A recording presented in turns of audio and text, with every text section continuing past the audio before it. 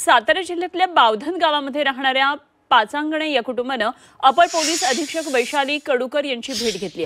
आपल्या मुलीची आत्महत्या नाही तर खून झाल्याचा आरोप त्यांनी केलाय। इंजिनियर असलेल्या विवाहित मुलीनं आत्महत्या केली अशी बातमी आपल्याला 17 ऑगस्टला मिळाली आणि यावेळी आमच्या मुलीचा शवविच्छेदन अहवाल फलटण उपजिल्हा रुग्णालयामध्ये झाला होता। तेव्हा जो अहवाल तयार करण्यात आलेला होता तो अहवाल नुकत्याच आत्महत्या केलेल्या डॉक्टर तरुणीनंच बनवल्याचं या कुटुंबाचं सांगणं आहे आणि तो अहवाल चुकीचा देण्यासाठी मृत डॉक्टर तरुणीवर राजकीय दबाव असण्याची शंका त्यांनी व्यक्त केलेली आहे।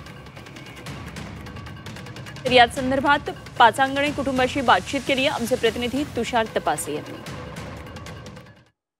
फलटण येथील महिला डॉक्टरच्या आत्महत्येनंतर अजून वेगवेगळे उलगडे याच्यात व्हायला लागलेले आहेत। एक दाम्पत्य आहे की ज्यांचं असं सांगणं आहे की त्यांच्या मुलीचं जे काही आत्महत्या झाली होती त्या आत्महत्येनंतर जे काही शवविच्छेदन करण्यात आलं ते ह्या महिला डॉक्टरनेच केलं होतं। मात्र त्याचा अहवाल जो पीएमचा अहवाल आहे तो बदलला गेला, शवविच्छेदनाचा अहवाल बदलला गेला असं ह्या दाम्पत्याचं सांगणं आहे।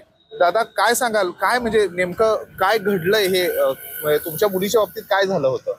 मुलीच्या 17 ऑगस्ट दिवशी ना तिच्या पतीचा फोन आलेला आणि मग की असं चक्कर येऊन तिच्या म्हणजे ती आधी प्रेग्नंटच होती आणि चक्कर येऊन तिला पडली म्हणले आणि जास्त सिरियस आहे, लवकर येतात तिघांनी।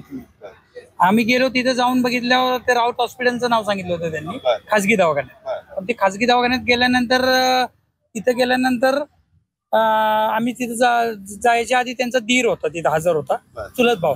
त्यांनी डायरेक्ट आम्हाला सरकारी दवाखान्यात नेलं आणि तिथे गेल्यानंतर म्हणले यांचे शुल्लक वादावरनं भांडणं झाली आणि त्याच्यावरनं माझ्या कन्याने फाशी घेतली। तर माझं संपूर्ण संशय त्याच्या पतीवर आहे आणि ते रिपोर्ट जे बदलण्यात आले ते आता महिला डॉक्टरांचं जे प्रकरण झालं त्यात जे महिला डॉक्टरांनी जे हे केलं ना पीएमचे रिपोर्ट त्याच्यावर जे सही शिक्के आहेत त्यांचे शवविच्छेदनामध्ये अहवाल बदलला असेल असं का वाटतंय तुम्हाला?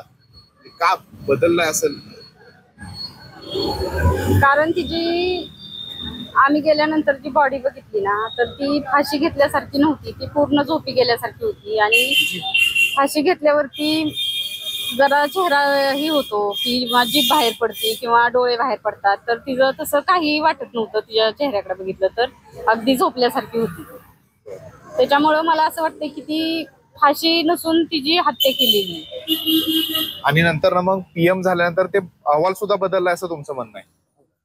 हो हो। या जी काय मुलीचा मृत्यू त्यांच्या झालेला होता त्याचा शवविच्छेदन अहवाल सुद्धा बदलला गेल्याचं त्या दाम्पत्याचं सांगणं आहे।